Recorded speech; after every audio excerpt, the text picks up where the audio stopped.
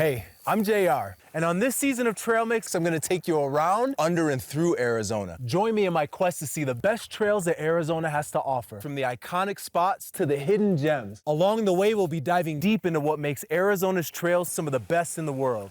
So come on, let's take a hike.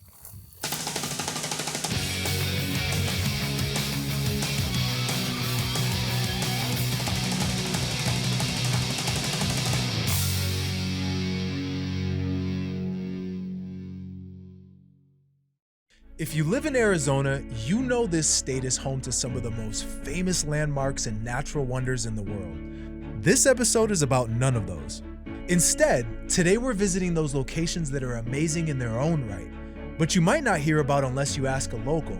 From deep underground, to a marshy lake, to the tallest lookout on a mountain, today is all about hidden gems. Trail Mixed is made possible in part by a gift from Sue and Bill Ahern.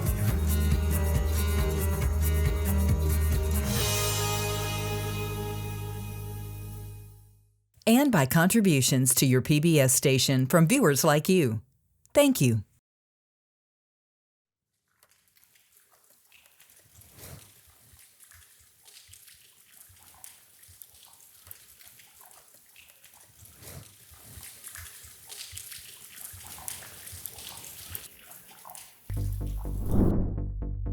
Finding a hidden gem is all about getting off the beaten path, or should I say, under the beaten path? Welcome to the Lava River Cave.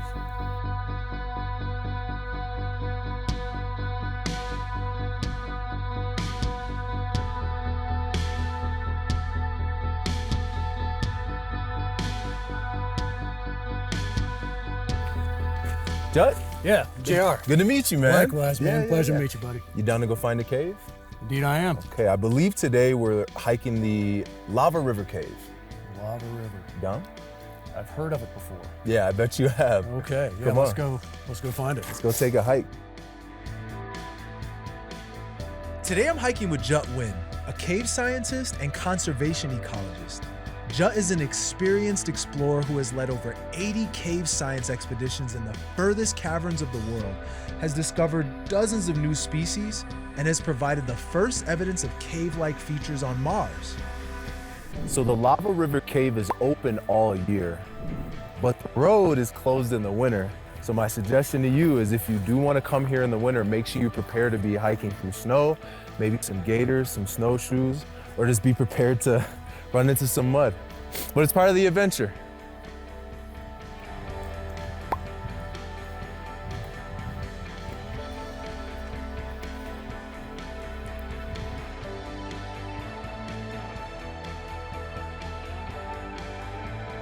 Two miles still?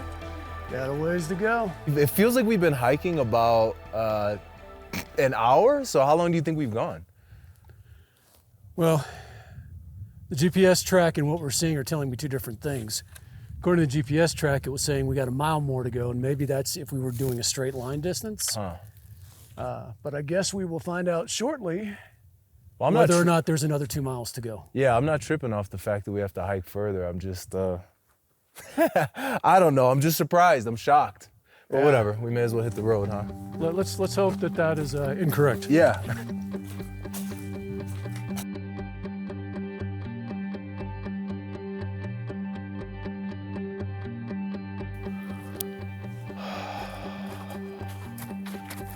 Nice. I've never seen it snowed in like this. Yeah, I've only seen it a couple of times, and I came here when you could drive right up to it. Yeah. Well, here's a question for you. So thank you for loaning me this helmet. I really appreciate it.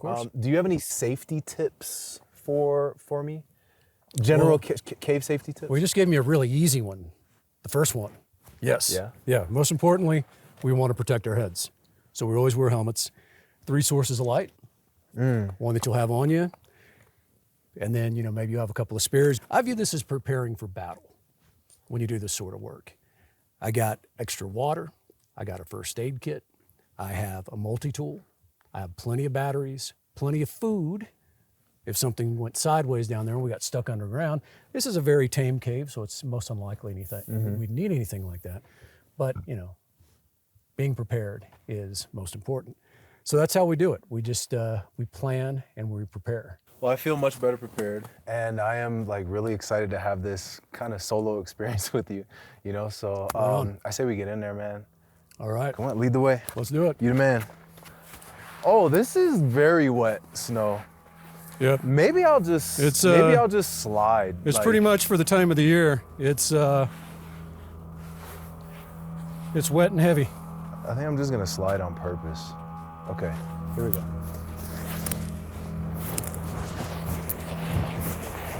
Yeah.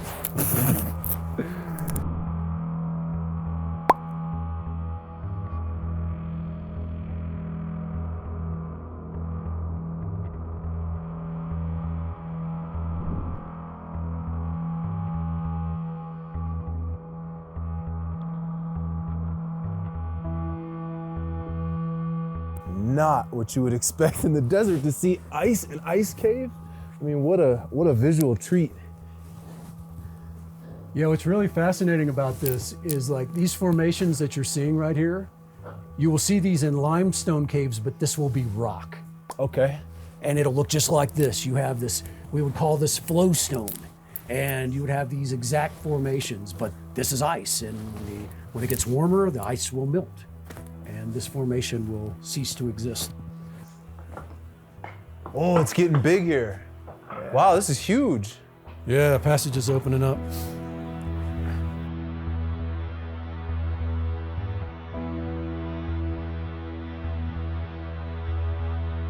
This is a lava tube cave. So when lava flows, it basically does what water does. What does water do when it flows? It follows the path of least resistance. It goes into a channel, into a drainage. Well, lava does the same thing. It's basically another fluid. What happens is it goes into a drainage or into a low point, and the lava continues to flow. But as the lava is flowing, that surface rock starts to cool. And what it does is it ultimately cools and then hardens. And then it becomes a tube, and then this becomes like a straw that the lava then drains out of, leaving the tube behind. Do you know about how old this cave is? Well, according to what I could dredge up, it's between 650 to 700,000 years old. What are you thinking about? That I'm pretty cold right now. And then I'm glad that we're moving again. Yeah. Get the blood flowing. How about the next time we do this, we go to a tropical cave? Please, All right. please. You don't have to ask me twice.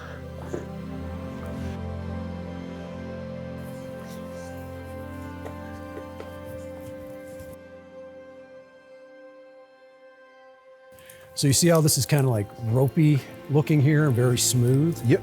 This is called pa'oi'oi.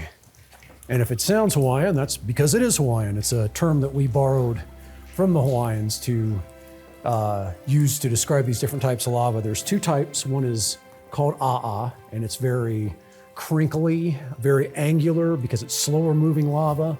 The pa'oi'oi is the lava that moves more fast and it dries more smoothly like this. And what's really neat is those terms are used all over the world to refer to those two types of lava. But it originated in Hawaii. They are Hawaiian terms. Let's do something really cool. All right, let's do this. Turn off your light.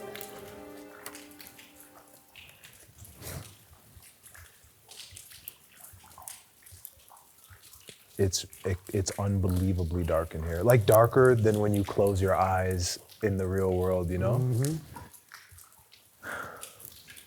Well, what do we do now? If we want to move, we'll definitely want to turn the light back on. Dude, this is insane. I don't want to break a leg and have you have to carry me out of here. That was a true cave experience for sure. What we'll do is when we're working for a long period of time underground and, you know, one of us gets bored, we'll just go sit in a corner somewhere and turn off the light. Absolutely. Complete darkness. This is the infamous split. Yes. What do you know about the left side versus the right side? About all I know is that they ultimately do meet back up again. Okay. It's been a long time since I've been in here. Sure. Yeah, if I remember correctly, the right side you have to really crunch down to get through it. And then the left side is pretty wide open, so I'm hoping that you're down to explore the right with me, because why not? Little challenge, never hurt nobody, right? All right, sure. Why not?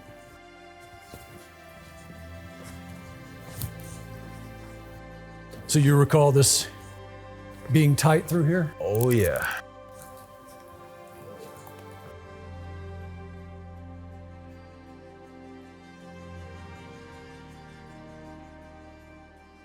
You can see where this was once here, right?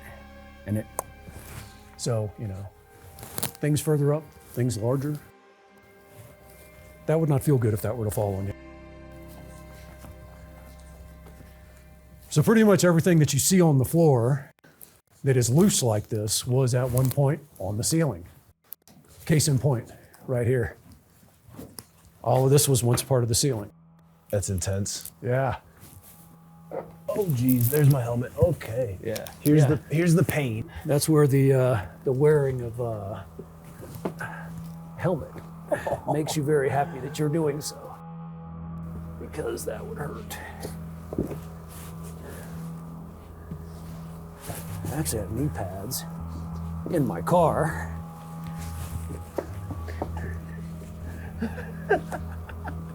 Oh boy. So we were working in these caves in Belize, and two of my buddies did not have knee pads, and they were crawling through stuff like this for hours. And they didn't like me very much at the end of that day. I was cracking my back on the ceiling. Oh, I remember this now. Yeah.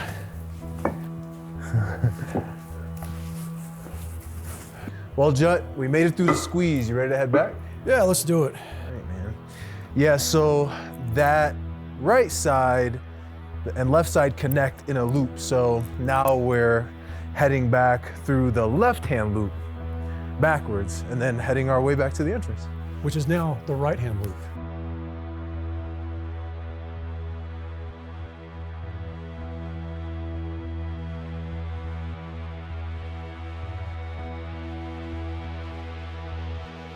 Is the way back this way?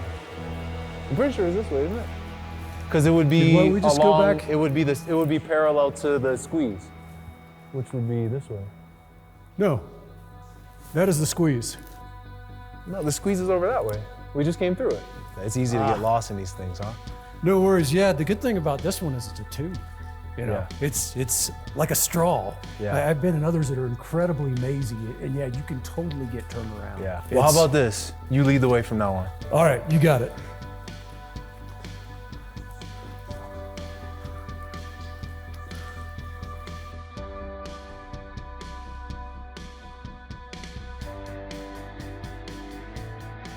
Oh, yes, this looks familiar.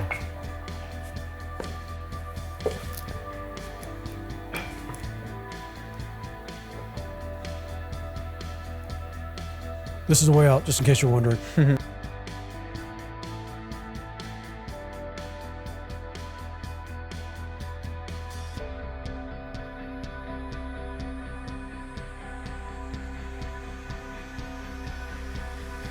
Freedom!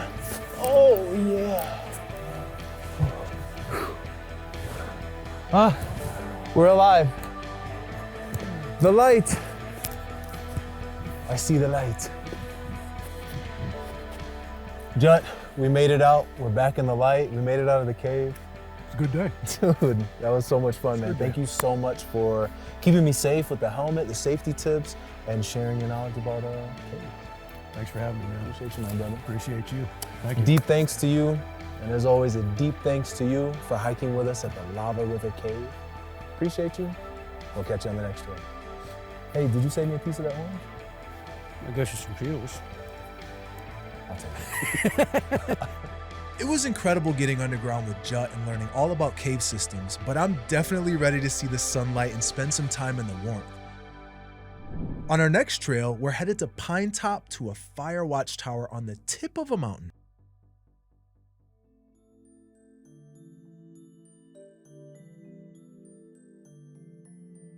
About half an hour outside of Pine Top is a 3.5-mile hike that takes you through the pines to a hidden lake and up to a watchtower. Today we're on the most remote trail we've hiked all season, Lake Mountain Trail. I am so ready for this because it's calm, peaceful. We probably won't see any other hikers. You guys ready? Come on, let's take a hike.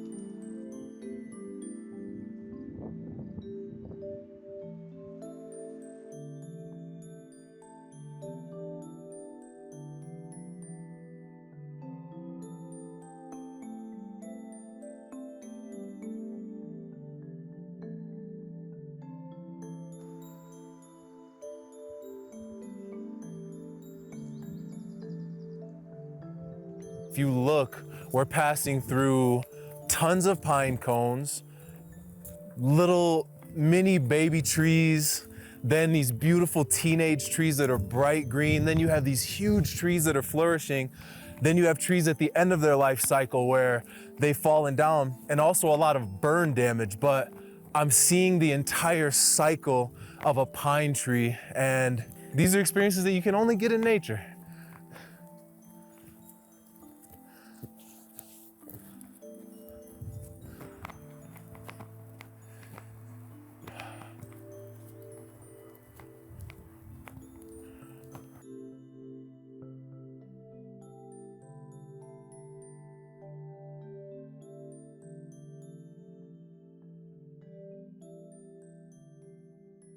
On hidden gems like this, these more remote trails, there's something about the isolation that creates a space for new ideas. I know that sounds so esoteric, but it really is what happens.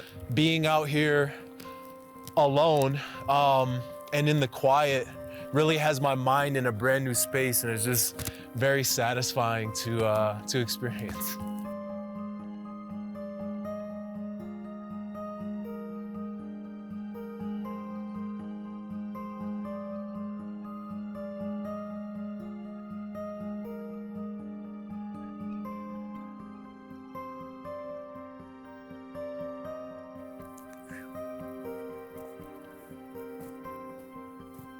It's getting real now.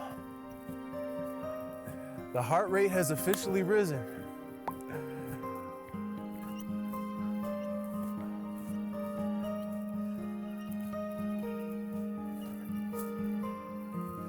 Woo. Yes, sir.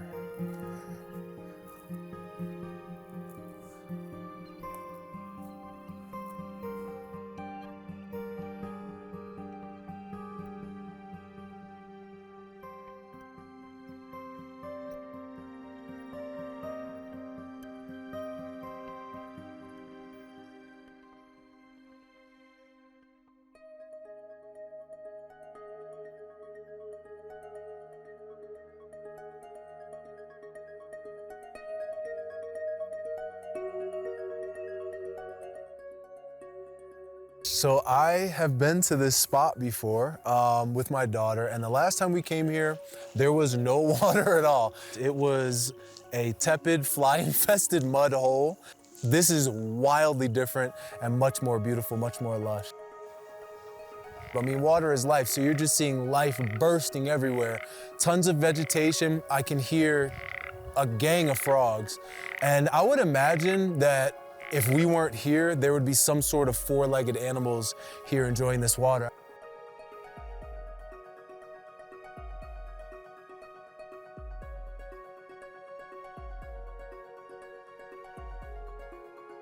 There's frogs everywhere. We must forge ahead. Oh man, there's so much water out here. Woo! Don't fall, don't fall. Ah, ah, ah, It's the mystery for me. It's not knowing what's out here. This is the definition of a hidden gem. I mean, you have to go up a fairly steep hike to get here. And, you know, we didn't know, the last time I was here, we didn't know if we would actually find a lake. It has it on the map, and it wasn't here. And now we're here again, and it is here. So this is the definition of a hidden gem. These reeds and all these plants are hiding all manner of wildlife. All right, we did it. On to the Fire Watch Tower.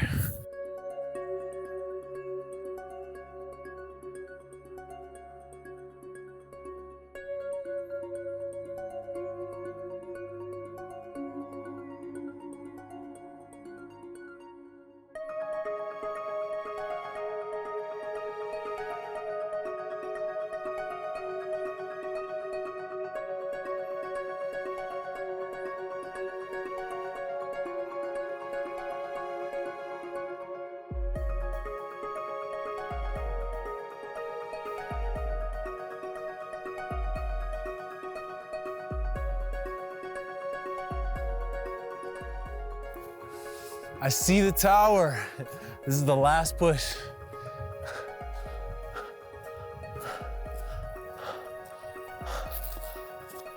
Oh, this is beautiful.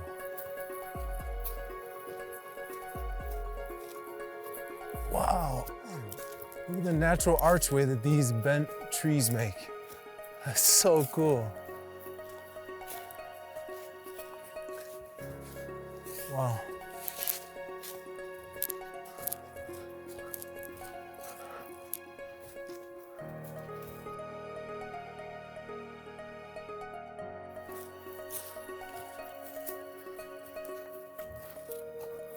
The Lake Mountain Lookout was built in 1926 and is a 48-foot high lookout with a tiny 7-by-7-foot cabin at the top.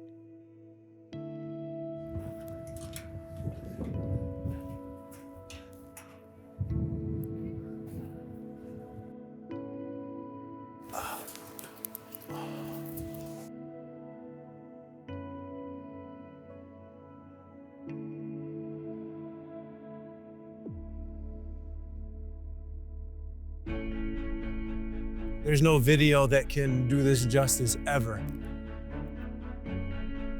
No offense to you guys watching or anything, but this is pretty spectacular. Wow. We were lucky enough to be invited up the Fire Watch Tower by the Fire Watch, who's currently up there doing their tour of duty. And as you can see, they stay up here for sometimes weeks at a time to keep an eye out for fires, so that way they have a bird's eye view and they can report them. But for me right now, this is my first time actually coming to the top of this thing, and it is just stunning. I mean, you want to talk about a payoff for a hike. At the top of the mountain lives Alan Allen. Yes, that really is his name. And during fire season, Alan keeps watch over a portion of the forest. And the Fire Watches, how much time do they spend up here generally? From now until the end of August. The rains put us out of work. You will stay up here till the end of August? That's where I have a cabin right there. I don't know, we drive back and forth every day. You live here. I do. Wow, Ned. I've been here at this tower 30 years. I love this tower. It seems to be, you spend a good portion of your life up here. I do. Yeah. I spend 6 days a week in this tower. So I wrote. Somehow days go by, then a week would pass. Honestly, I don't remember who it was up here last. And in these times, unknowingly, you become one with the woods, the birds, the wind. Ripe July Ponderosa breeze drifts through the tower window with a view. Nothing I can do but be in awe and reverence, experiencing oneness with the woods, as if I could be in God's presence. When I wrote that day, I broke down in tears. Yeah, man. Even now, just thinking about so few, like you say, so few people out there actually get to come out here and just soak it all, man. Yeah. And that's what you're doing. And you got to experience that raw, rare opportunity to be one with the earth and everything. Wow, what a spectacular hike. Thank you so much for hiking Lake Mountain Trail with me. So many surprises today. So thank you, as always, for your time, your energy, your presence. We'll catch you on the next trail.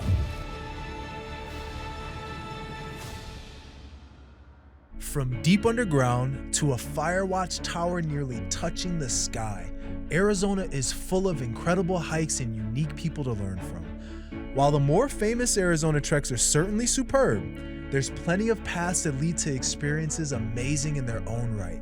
Don't be afraid to get out there and explore. You might just find a hidden gem.